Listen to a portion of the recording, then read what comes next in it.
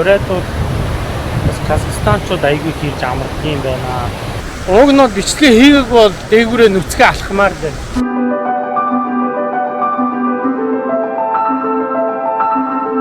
За бас Фукуокад яа зүгээр ах бас массажинд орж байгаа шүү дээ. Массаж нь ч хөөрх юм билээ.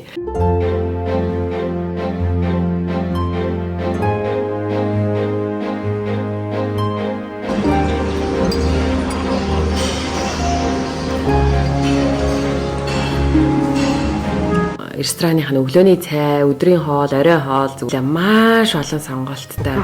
100 настай би. Thank you. See you from there. Yeah, thank you.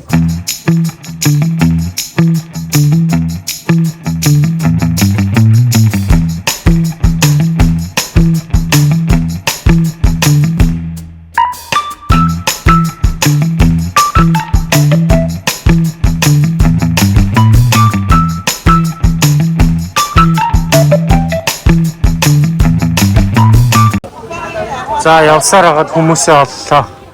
Бид нар чи харин энд цуглчаад исэн юм байна шүү дээ. Энэ Фукуокийг аюу танил нутгийнхаа нэг хэсгийг л үзэж байгаа юм шиг. Яагаад? Яг тэр манай Монголын Фукуок амар их иржсэн байна гэж би бодчих. За яагаад? Хэсгүүдийн зургууд энэ өнгөн байна. Булан бүрийн танихаар байна уу? Явдаг энэ булан бүрийн энэ захын хооч амтахгүй гэдэг шиг. Би бүр амтхаа хэлсэн байна. Яагаад амтахгүй болчих вэ? Хараад үгүй айгүй их Instagram, Facebook одоо Facebook-ийн найзуудаас энэгээр их аялдаг юм байна шүү дээ.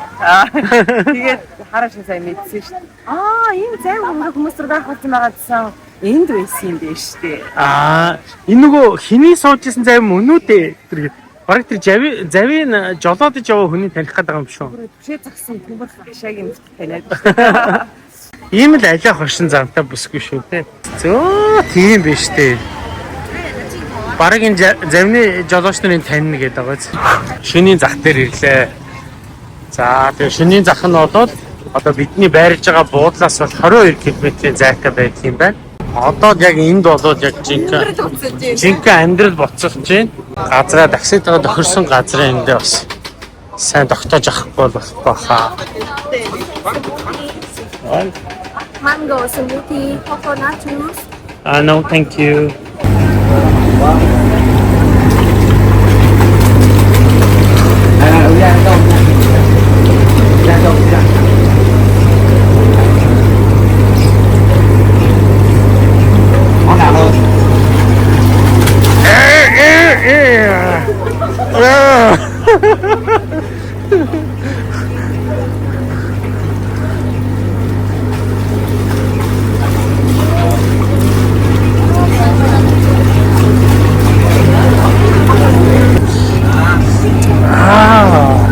За энд бас совд бол ёстой төрлөөр зарж байна. Шинийн зах бол ёстой үнэхээр буцалж байна. Энд ингээд энд бараг үзэсгэлэн гарч байгаа юм шиг л.